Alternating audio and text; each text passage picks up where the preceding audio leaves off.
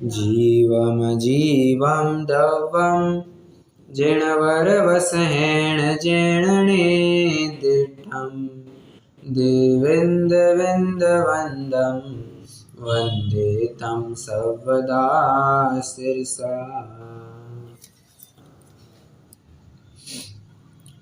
पहले के ज़माने में क्या हुआ करता था, एक वैद्य सर्वत्र घुमा करता था। मतलब आज जिस तरह से एक छोटे से गांव कस्बे में भी 25 क्लिनिक पाए जाते हैं, 20-25 क्लिनिक 30 क्लिनिक आराम से पाए जाते हैं और हर एक को ग्राहक भी मिल जाता है। हाँ, पहले के ज़माने में वैसे नहीं हुआ करता था। आपको थोड़ा और पीछे चलना, मतलब एक 150 साल के आसपास चलना पड़ेगा पहले, या 100 साल भी चल सकते हैं। होता ऐसे था तब एक वैद्य 25 गांव घूमता था। अभी हो रहा ये रहा है कि एक गांव में 25 वैद्य हैं। ठीक है, मुझे तो कुछ उदाहरण दूसरा देना है। तो वैद्य के साथ साथ कोई तो असिस्टेंट रहता है, जो लोग में क्या कहते हैं, सिस्टर या ब्रदर, कौन होता है वो, असिस्टेंट, जो कुछ भी हो, तो वो साथ में रहता ही है। तो उसका एक असिस्टेंट था एक वैद्य का, और वैसे ही घूमते घूमते एक गांव में पहुंचे और उस असिस्टेंट ने कहा कि मालिक, वैद्य जी, हमारा यहाँ पर कुछ भी धंधा नहीं होने वाला है। क्यों?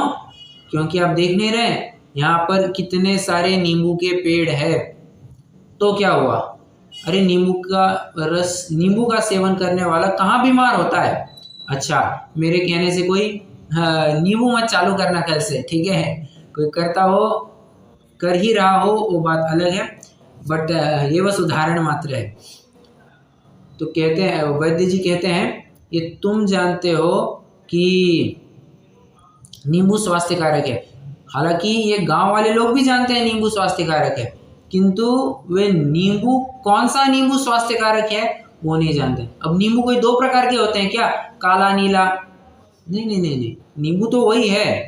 तो ये गांव के लोग थोड़े से भोले हैं, इनको पता नहीं है नींबू का सेवन कैसे करना। मतलब ये नींबू के साथ साथ नींबू के बीज का भी सेवन कर देते हैं। और नींबू के बीज का सेवन करने से क्या होता है, आंतें फटने लगती है। नींबू का बीज जब पेट में जाता है तो आंतों को फाड़ता है, अपनी इंटेस्टाइन्स को खराब करता है। तो ये गांव वाले लोग नींबू के रस के साथ साथ बीज भी ले लेते हैं। इसलिए तुम ये भ्रम मत पालो कि यहाँ पर कोई मरीज नहीं मिलेगा। ठीक है, आपको ये कथन भी मिलेगा कि नींबू स्वास्थ्यकारी भी है, आपको ये कथन भी मिलेगा कि नींबू हानिकारक भी है। तो नींबू स्वास्थ्यकारी है ये बताया, ये उसके रस की तरफ से कथन किया है। नींबू हानिकारक है ये बताया, उसके बीज की तरफ से कथन किया है। समझ रहे हैं? उसी तरह कल अपन ने एक प्रकरण देखा था, मुनिराजों को एक ही समय में संवर भी कहा और एक ही समय में आश्रव भी कहा। ये कैसे संभव है? अरे उस मुनि में वर्तमान में ही या एक समय में ही एक अंश ऐसा है जिसको लेकर के आश्रव हो रहा है और एक अंश ऐसा है जिसको लेकर के संवर हो रहा है। ठीक है, जैसे अपन ने देखा, नींबू एक ही है, उसका रस भाग लोगे वो लाभदायक है, बीज का भाग लोगे वो तो हानिकारक है। उसी तरह मुनिराज की जो सरागता है, यहाँ पर मैं थोड़ा सा टेक्निकल वर्ड करूँ, जो उनका सराग चारित्र है, ये तो हो गया बंध का कारण, आश्रव बंध का कारण। शुभ भाव है ना, शुभ क्रिया है ना, हो गया बंध का कारण। और जो 3 कषय चौकड़ी के अभाव पूर्वक प्रकट हुई आत्मिक विशुद्धता है, उसे क्या कहेंगे? उसे कहेंगे संवर निर्जरा। ठीक है, उदाहरण और सिद्धांत कितने जनों को समझ में आया?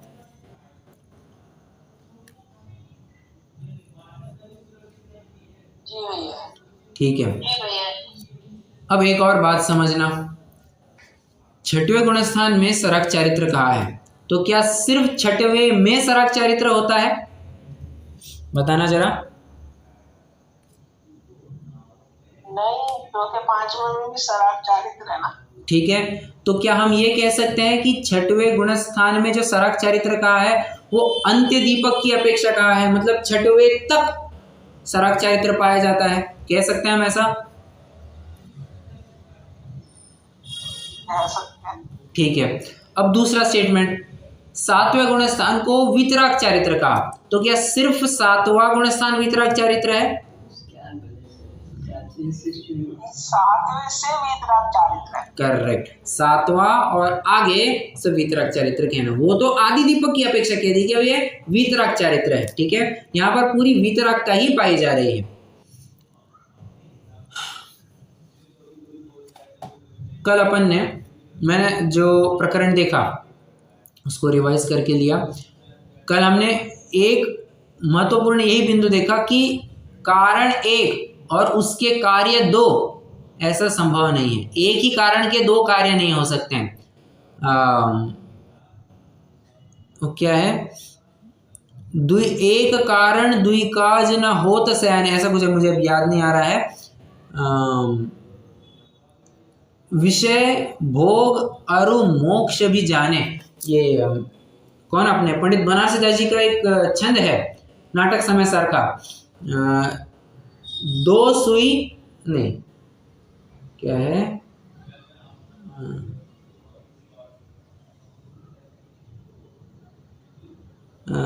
दो मुख इक सुई चले न कंथा, नहीं सॉरी, दो सुई इक मुख चले न कंथा, और इक पथिक दो पथ इक पथिक चले न पंथा। दो पथ इक पथिक मतलब चलने वाला एक ही है, रास्ते दो है, तो क्या दोनों रास्ते पे चलेगा? नहीं नहीं नहीं, एक ही रास्ते पे चल सकता है। और आगे क्या कहा है, दुई काज न होत सयाने विषय भोग अरु मोक्ष भी जाने, ऐसा कुछ लिया है। वहां निष्कर्ष में आपको यह बताता हूं कि कारण एक, उससे दो अलग अलग कार्य नहीं हो सकते हैं। जिस कारण से संवर कहा है उस कारण से तुम आश्रयबंध नहीं कह सकते, और जिस कारण से आश्रयबंध कहा है उससे तुम संवर निर्जरा मोक्ष नहीं कह सकते। ठीक है, वहां पर सरागता और वितरागता दोनों विद्यमान है, यह हमें समझ करके चलना पड़ेगा। कल हमने व्यवहार चारित्र के बारे में चर्चा की थी। देखिए, व्रत या व्रत पालने का भाव, फिर से व्रत पालना और व्रत पालने का भाव, ये चारित्र नहीं है। वास्तव में अगर देखा जाए तो ये आएगा 46वीं गाथा, जब अपन देखेंगे वहां पर विशेष बात यही आने वाली है। मैं एक प्रकार से देखा जाए तो 46वीं गाथा में जुड़ चुका हूं। तो कहते हैं ये चारित्र नहीं है, तो चारित्र नहीं तो क्या है, ये चारित्र का मल कहा जाता है। क्या कहा, व्रत पालना या व्रत पालने का भाव, ये चारित्र नहीं, चारित्र का मल कहा है। ठीक है, और चारित्र का मल मतलब शुभ भाव। कल मैंने एक बात कही थी, उसको थोड़ा सा सुधार जरूर लेना। कल मैंने भाव संवर के बारे में बात कही थी कि व्रत अपना, हाँ, व्रत तप शील संयम समिति गुप्ती आदि पालने का भाव, तो वैसा ना समझते हुए अपन ने ये समझना है कि आत्मा के विशुद्ध परिणाम, ठीक है, जो स्वयं में ही बने रहने के विशुद्ध परिणाम, स्वयं में ही गुप्त रहने के विशुद्ध परिणाम, इस प्रकार से जो आत्मा के परिणाम है उसे संवर जानना। व्रत तप शील संयम आदि को पालने का भाव भी एक प्रकार से शुभ भाव ही है, जो यहाँ पर बताया जा रहा है। ठीक है, शुभ भाव चारित्र का मल है, और ये शुभ भाव चारित्र के साथ साथ सहज पल जाता है। शुभ भाव को लाना नहीं पड़ता है, वो तो आ जाता है। आपको याद आ रहा है, अपन ने एक लगभग हफ्ता 10 दिन पहले 3 वाक्य देखे थे। शुभ भाव करना, दूसरा स्टेटमेंट ज्ञानी के शुभ भाव हुए बिना रहते नहीं, और तीसरा स्टेटमेंट क्या देखा था, कोई याद कर पाएगा बिना देखे?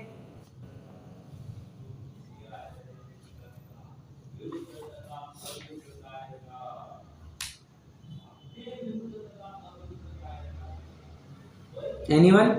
मैंने बहुत बार रिपीट भी करवाया था। अरे ये याद होना चाहिए। तीसरा स्टेटमेंट देखा था, शुद्ध भाव की प्रक्रिया को ही शुभ भाव कहते हैं। मतलब तुम शुद्ध भाव को प्राप्त करोगे, उसके प्रयास को ही हम शुभ भाव कह रहे हैं। तो शुभ भाव के लिए कोई अलग सा प्रयास नहीं करना पड़ता है, वो तो अपने आप हो जाता है, सहज ही में साथ साथ मिल जाता है। जिस तरह से जब भी कोई पौधा उगता है, खेती में अनाज वगैरह उगता है, फसल उगती है, तो फसल के साथ साथ कुछ अनवांटेड घास फूस भी उग जाती है। इंग्लिश में उसे वीड्स कहते हैं, WEEDS, ठीक है। तो वीड्स, तो वो भी अपने आप मिल जाते हैं, उसको लाना नहीं पड़ता है। उसी तरह शिव भाव अपने आप मिल जाता है, उसको प्रकट करना नहीं पड़ता है, ठीक है। अब आप पूछेंगे कथन तो हमने 3 देखे हैं, तो जैसी अपेक्षा हो वैसा समझ लेना ना। जहां पर अच्छा कथन भी सामने वाले मरीज को देख करके किया जाता है। कोई निश्चयभाषी जैसा होगा उसको तो कहेंगे कि शिव भाव तू कर, तू शिव भाव करना पड़ेगा, तू ही शिव भाव का करता है, ऐसा बताया जाएगा जो निश्चयभाष में अटका हुआ है। और जो व्यवहाराभासी है, सिर्फ क्रियाकांडों में उलझा हुआ है, उसको कहा जाएगा ये देख तेरे करने वाले से कुछ होता नहीं है, ये तो बस तू आत्मानुभव प्रकट कर, तेरे हुए बिना रहेंगे नहीं, ऐसा कहा जाता है, ठीक है। तो सामने वाले मरीज को देख करके वाक्य कैसा देना है ये आचरण को बखूबी से पता होता है। चलिए अपनी 45वीं गाथा हो गई है, 46वीं गाथा की तरफ आ जाते हैं। 46वीं गाथा में मुझे एक विशेष बात पढ़नी थी। वैसे 46वीं गाथा तो ये बात बताती है कि बहिरभ्यंतर क्रिया, बहिरंग और अभ्यंतर दोनों प्रकार की क्रियाओं से निवृत्ति, उसे क्या कहते हैं? उसे वास्तव में चारित्र कहते हैं, ठीक है।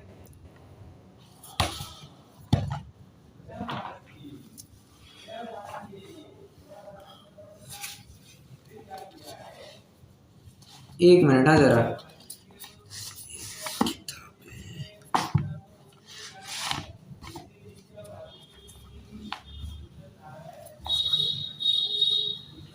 हाँ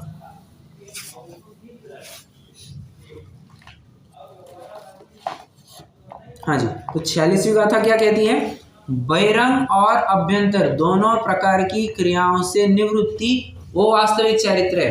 अच्छा, चारित्र की परिभाषा आचार्य अमृतचंद्र देव के मुख से अगर सुनना चाहेंगे तो पुरुषार्थ सिद्धि उपाय में गजब की परिभाषा दी है।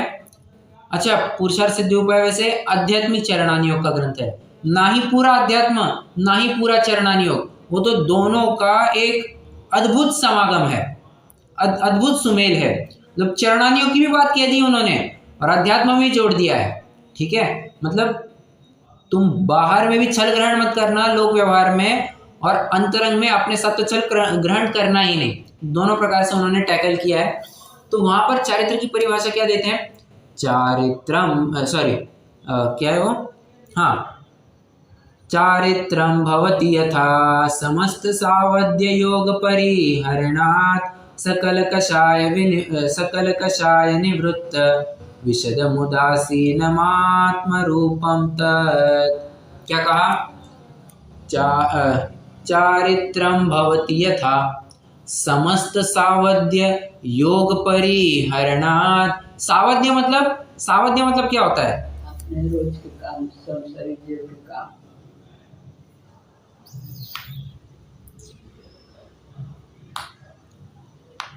सावध्य मतलब क्या? हिंसा, आरंभ, परिग्राफ सब लगा लेना, ठीक है। पाप का कार्य सरल शब्दों में कहना चाहो तो जितने भी पाप के कार्य उनको सावध्य कहा जाएगा। तो समस्त सावध्य योग परिहरणात् सकल कषाय निवृत्त। और दूसरी बात क्या कही? सकल कषाय निवृत्त, कषायों से भी निवृत्त होना है। विशदमुदासीनमात्म रूपम तत्। पहली लाइन में कहा उन्होंने सावध्य योग परिहरणात्, मतलब पाप की क्रियाओं से निवृत्ति। मतलब यहाँ पर उन्होंने बहिरंग क्रियाओं की बात ले ली एक, और सकल कषाय निवृत्त कह करके उन्होंने अंतरंग विकृति का त्याग, इसको भी कवर कर लिया। हो गई बात, सिद्ध हो जाती है। चारित्र की परिभाषा मतलब क्या? बहिरंग और अभ्यंतर दोनों क्रियाओं की निवृत्ति, उसे चारित्र जानना। प्रूव हो रही है बात, ये आगम आधार में आप लिख सकते हैं। मुझे श्लोक नंबर पता नहीं है एग्जैक्टली, बट अगर आप ढूंढेंगे तो आपको इंडेक्स में मिल जाएगा। चारित्रम भवति यथा, ये आप स्टार्टिंग ढूंढेंगे तो आपको मिल जाएगा, ठीक है, पुरुषार्थ सिद्धि उपाय में।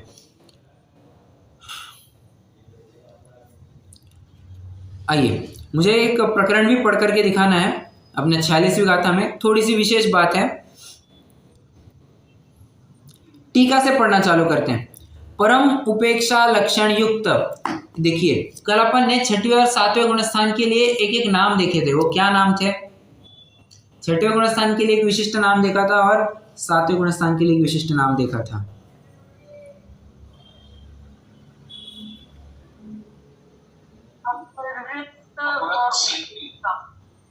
और 7वें के लिए उपेक्षा से। करेक्ट, उपेक्षा संयम। और उपेक्षा की मैंने परिभाषा क्या बताई थी? किसी को याद है?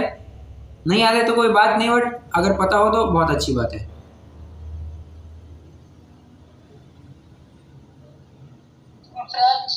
संयम आदि की अपेक्षा न होना।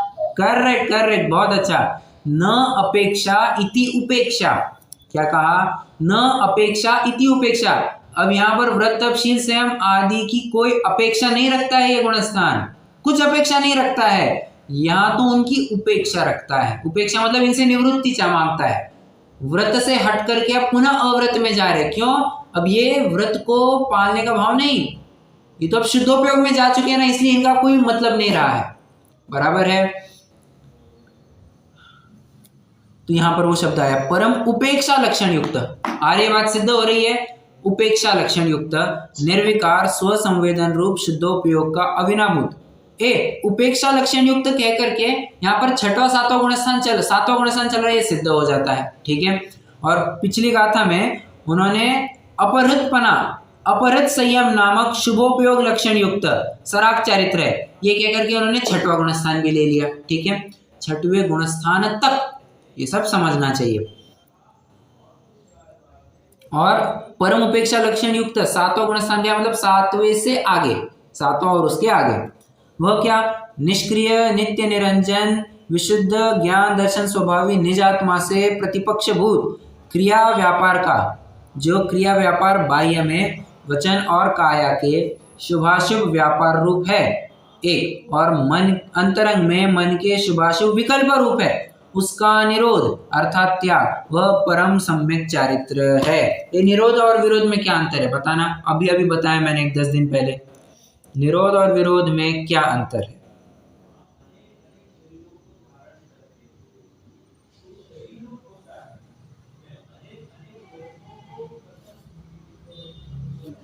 पूर्ण रूप से त्याग। निरोध यानी रोकना, विरोध यानी विरोध में क्या सारा तो शुरू ही नहीं होना ना, और विरोध में किसी के विरोध में बोलना जैसा होता है कुछ ऐसा। विरोध आप सही जा रहे हैं। निरोध में उत्पन्न ही नहीं होने देना, पूर्ण रूप से त्याग।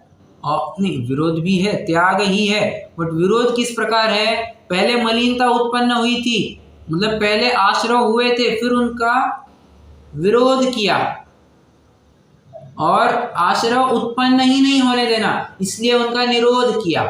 ठीक है। विरोध करना मतलब आश्रव उत्पन्न हुए थे, उनका बंद हो गया था, और फिर उनको हटाना, ये विरोध।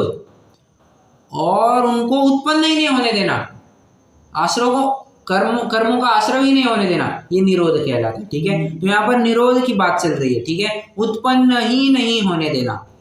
वह निरोध किस लिए है? तो कहते हैं 5 प्रकार के संसार से रहित। एक प्रश्न है मेरा, 5 प्रकार के संसार कौन से होते हैं? जब मैंने पढ़ा था मैं घूम गया था, बट लकीली मुझे याद आ गया कि क्या क्या कहना चाह रहे हैं यहाँ पर। 5 पापों का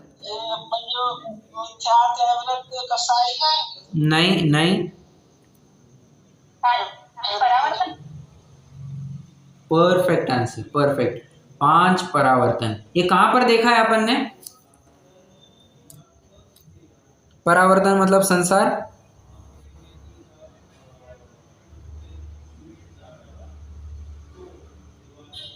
पंच परावर्तन में आदमी रहता है ना। अरे हाँ, बट अपन ने कौन से प्रकरण में इसकी चर्चा की थी?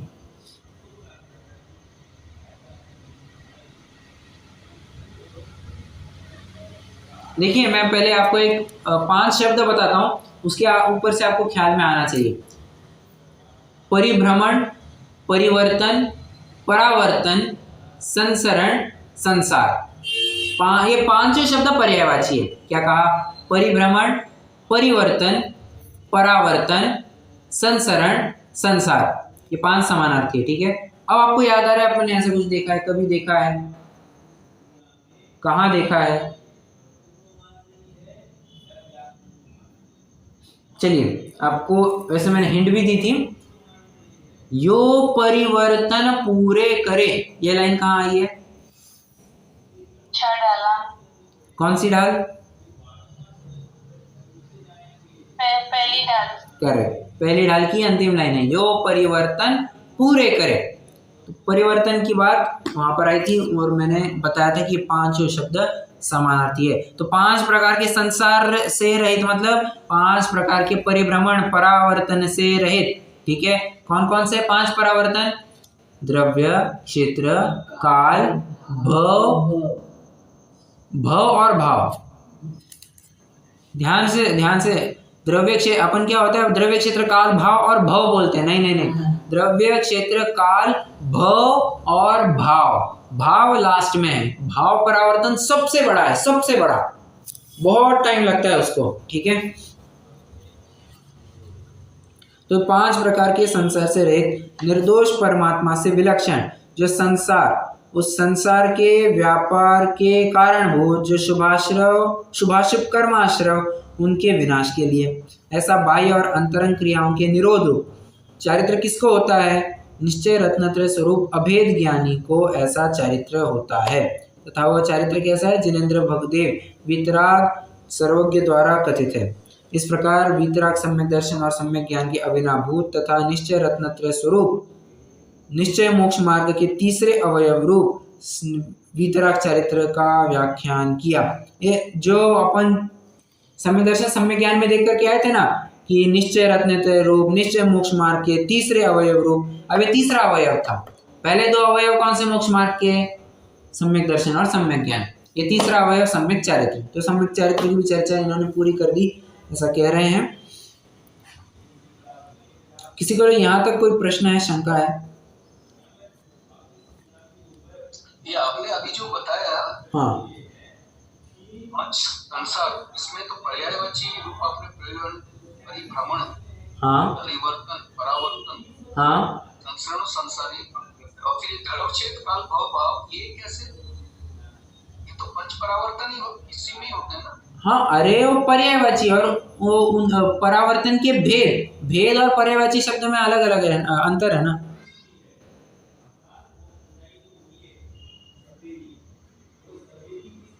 जैसे उदाहरण देता हूं मैं, India is equals to Bharat is equal to Hindustan, और उसके भेद महाराष्ट्र, उड़ीसा, कर्नाटक, बंगाल, ये सब क्या हो जाएगा? उसके भेद हो जाएंगे।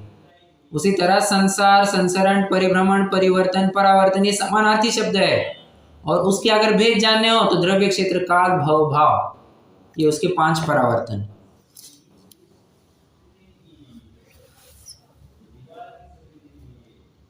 परावर्तन को इनमें डिफाइन, मतलब इसके अंदर में आएंगे द्रव्य क्षेत्र काल भव और भाव में, बाकी वो पर्यायवाची शब्द है संसार। राइट, ठीक है ना? यस, ठीक है।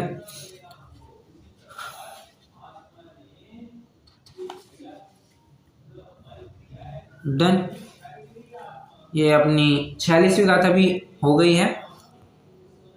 1 मिनट है जरा, हाँ, वैसे मैं लेने को तो अगली गाथा भी ले सकता हूँ। चलिए, एक गाथा अपने यहाँ आराम से हो जाएगी। 47वीं गाथा कर लेंगे तो फिर 48वीं गाथा के लिए थोड़ा अलग टॉपिक, अलग समय लगेगा।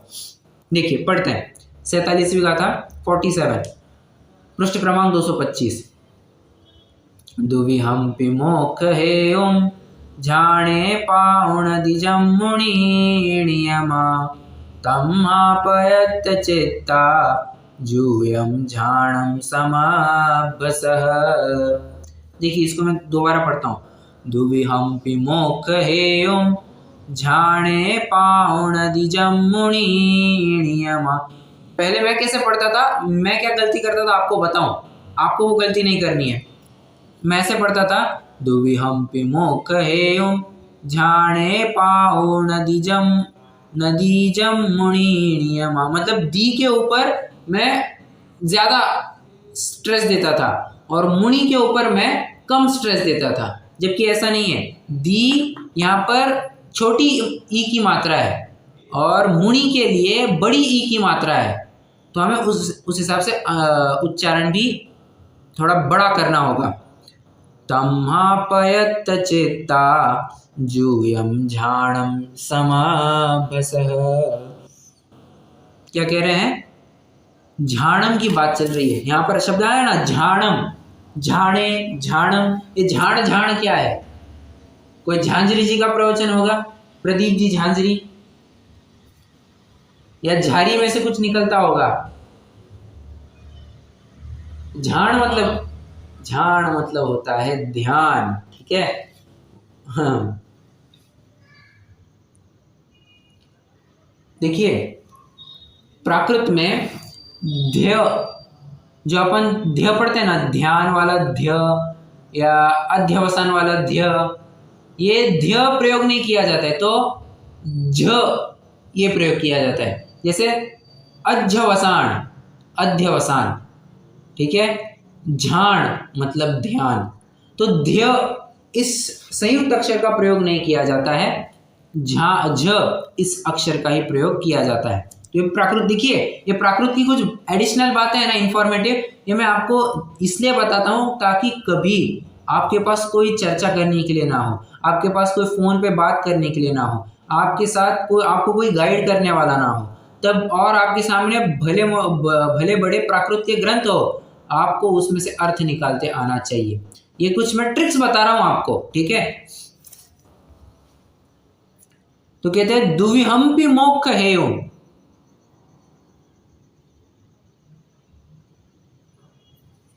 एक मिनट ना, हाँ, मुनि नियम से ध्यान द्वारा दोनों प्रकार के मोक्ष के कारणों को प्राप्त करते हैं।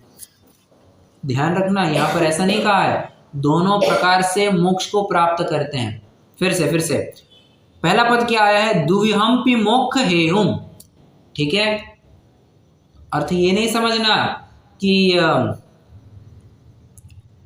दो प्रकार से मोक्ष को प्राप्त होते हैं, नहीं। तो कह रहे हैं दोनों प्रकार के मोक्ष के कारणों को प्राप्त हुए। फिर से दो प्रकार के मोक्ष कौन से हैं?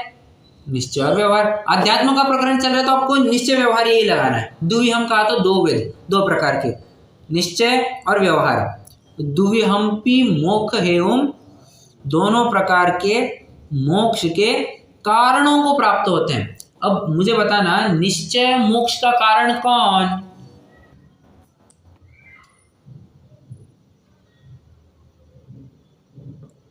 अगर आप टीका में पढ़ते हैं तो वहां पर निश्चय मोक्ष का कारण निश्चय मोक्ष मार्ग बताया है। सीधी सरल बात है, निश्चय मोक्ष कहा है तो उसका मार्ग भी निश्चय रूपी है। और व्यवहार मोक्ष की बात करें तो व्यवहार मोक्ष की भी प्राप्ति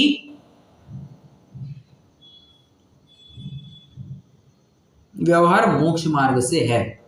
तो कारण समझ रहे हैं क्या आप दोनों?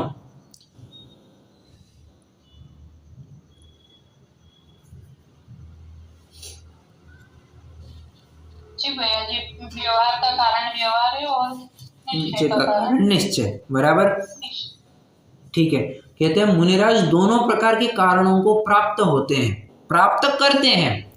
अब प्रश्न है मेरा, अभी अपन ने चर्चा भी की थी, क्या व्यवहार मोक्ष मार्ग प्रकट करना पड़ता है या व्यवहार मोक्ष मार्ग प्रकट हो जाता है? बताइए जरा। करेक्ट, अध्यात्म तो यही कहेगा कि निश्चय व्यवहार मोक्ष मार्ग, ये व्यवहार ये तो प्रकट हो जाता है, इसको प्रकट करना नहीं पड़ता है। क्यों? अध्यात्म कर्तृत्ववादी नहीं है, वो कर्ता पने का पूरा भूत उतार देता है। तो मैं ये करता हूँ, मैं वो करता हूँ, मैं ये इसका भोगता हूँ, मैं उसका भोगता हूँ, मैं इसका स्वामी हूँ, ये मेरा है। ये तुम्हारे एकत्व ममत्व कर्तृत्व भोक्तृत्व की जो बुद्धि पड़ी हुई है ना, उन सब को खत्म करता है ये, ठीक है, अध्यात्म। तो उन्होंने कहा है कि मतलब अध्यात्म तो ये कहता है व्यवहार मोक्ष मार्ग प्रकट हो जाता है, और यहाँ पर क्या कहते हैं, कारणों को प्राप्त करते हैं। अब यहाँ करते ही जरूर लिखा है, बट प्राप्त हो जाते हैं यही लिखना है, ठीक है। निश्चय, अच्छा एक और बात, व्यवहार को व्यवहार पने की संज्ञा ये निश्चय की वजह से ही लागू होती है। अगर निश्चय नहीं तो उन स्वभावों को, उन क्रियाओं को भी कोई व्यवहार कहने के लिए नहीं बैठा है। अपना हर वक्त का उदाहरण, पुत्र हुआ तभी जाकर के उस व्यक्ति के ऊपर पितापने का आरोप आया। अगर पुत्र ही नहीं रहता तो क्या उस व्यक्ति को कोई पिता कहता? कोई पिता नहीं कहता। वो तो आगे जाकर के ये पुत्र होगा तो 9 महीने पहले से ही ढिंडोरा पीटने लगता है कि मैं बाप बनने वाला हूँ, मैं पिता बनने वाला हूँ। समझ रहे हैं? एक और उदाहरण लेते हैं, राम और सीता का उदाहरण लेते हैं। ऐसा उदाहरण लेना है कि जहाँ पर राम और सीता की मंगनी अर्थात सगाई हो गई है, शादी होना बाकी है, ठीक है। तो सहेलियाँ सीता को पूछती है तेरे पति का नाम क्या है? तो कहती है कि मेरे पति का नाम राम है। ससुर जी का नाम क्या है? दशरथ है। हाँ, और कौन अपनी सास का नाम क्या है? कौशल्या, ठीक है। तो ये इस तरह से और नाम बताती है। प्रश्न है मेरा, उसकी शादी हुई है क्या? तू कैसे कह रही है मेरे पति का नाम राम है? शादी नहीं हुई और फिर भी कहती है मेरे पति का नाम राम है। अरे अच्छा, ये तो एक इंस्टेंस हो गया। अब थोड़ा आगे चलते हैं। 1 महीने बाद सीता किसी के साथ 7 फेरे लेते हुए दिखाई दे रही है, ठीक है। कोई जाकर के पूछता है बड़ी बेशरम है तू, तो तूने अपना पहला पति छोड़ दिया, ये कौन है? ये तो कोई दूसरी शादी रच रही है तू? नहीं नहीं नहीं, यही तो राम है। तो ये दूसरा राम है क्या? नहीं नहीं नहीं, वो वही राम है जिसकी मैं बात कर रही थी। तो तब तो तुम्हारी शादी हो गई, तुम ऐसा कह रहे थे ना? अरे तुम तो कह रहे थे कि उस समय मेरा पति है। अरे वो तो आज की घटना को लेकर के मैं तभी उपचार कर रही थी कि मेरा पति है, ठीक है। शादी नहीं हुई है, अभी भी वो मिथिलापुरी में ही रह रही है राजा जनक के पास, ठीक है। हाँ, किंतु पूरा जिस तरह से शादी होगी पूरा उपचार अब वैसे ही चलने लग गया है, पूरा का पूरा। अच्छा, अगर वो शादी नहीं होती ना तो सीता कोई कहने के लिए मूर्ख नहीं है कि मेरे पति का नाम राम है। शादी होने वाली है तभी जाकर के वो कह रही है मैं अब अयोध्या की बहू होने वाली हूँ, आदि आदि। मेरे देवर एंग्री यंग मैन, कौन? लक्ष्मण। तो ये सब बातें वो उपचार चालू हो जाता है। अगर शादी नहीं होती तो उपचार भी नहीं चलता, ठीक है।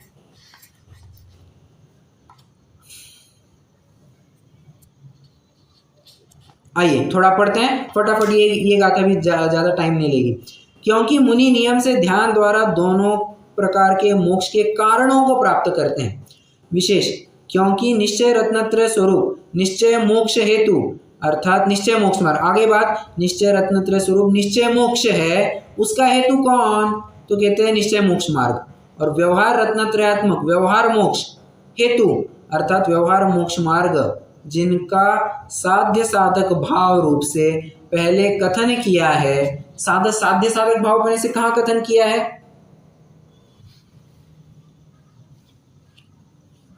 तो ये कथन किया है क्या? व्यवहार साधक निश्चय साधन एक्सट्रीमली सॉरी साध्य।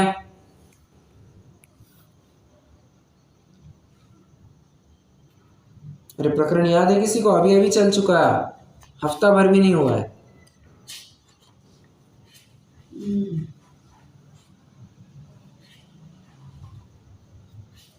ये भैया जी आया तो था। कौन सी गाथा?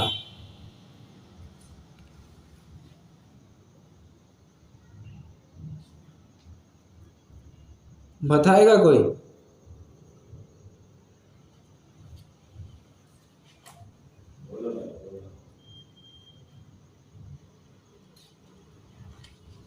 एनीवन?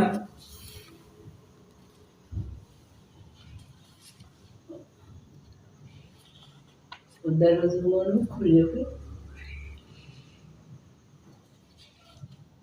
चलिए आप देख करके बताना। मैं तब तक आगे चलता हूँ।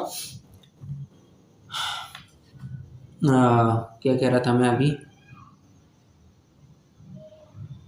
व्यवहार निश्चय, हाँ, व्यवहार को निश्चय का साधक बताया है, ठीक है। और व्यवहार साधक निश्चय साध्य ये अपन देख करके आए हैं, ठीक है। तो उसकी जो चर्चा चल चुकी, अरे कहाँ गई ये पेज नंबर, हाँ घूम गया मैं तो।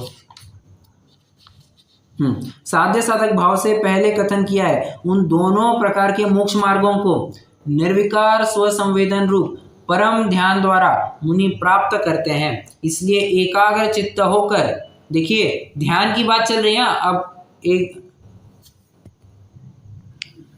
हाँ, तो मैं ये कह रहा था कि ये ध्यान का प्रकरण चल रहा है, तो ध्यान के प्रकरण में बराबर से आपको सारी वो परिभाषाएं मिलेगी। एकाग्र चिंता निरोधो ध्यान, एक को अग्र करके बाकियों को गौण करना, इसको ध्यान कहते हैं। तो यहाँ पर बात है, इसलिए एकाग्र चित्त होकर हे भव्यजनों तुम ध्यान का सम्यक प्रकार से अभ्यास करो, अथवा इसी कारण देखे हुए, सुने हुए और पूर्व में अनुभव किए हुए अनेक मनोरथ रूप समस्त शुभाशुभ रागादि विकल्प जाल का त्याग करके परम स्वास्थ्य से उत्पन्न सहजानंद जिसका एक लक्षण है, ऐसे सुखामृत के रसास्वाद के अनुभव में स्थिर होकर तुम ध्यान का अभ्यास करो। मतलब एक प्रकार से यहाँ पर ध्यान करने की प्रेरणा दे रहे हैं। अब एक बात और, हाँ, देखा जाए तो ध्यान, शुद्धोपयोग, आत्मानुभूति ये मुनिराज करते हैं। हम तो बहुत स्थूल रूप से कभी कभार एक आध बार करते हैं। मुनिराज तो क्या चलते फिरते शुद्धोपयोग कर लेते हैं, बराबर। अपना वैसा नहीं है, अपन को बराबर से एक जगह बैठ करके स्थिर होकर के अपन को सामायिक की दशा में बैठना होगा, तब जाकर के हम शुद्धोपयोग कर पाएंगे। मुनिराज तो क्या ट्रेंड हो गए हैं, इसलिए उनकी कोई बात नहीं है।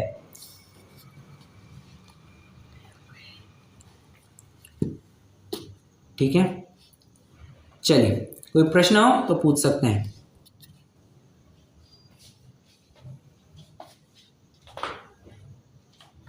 नहीं, रुकते हैं।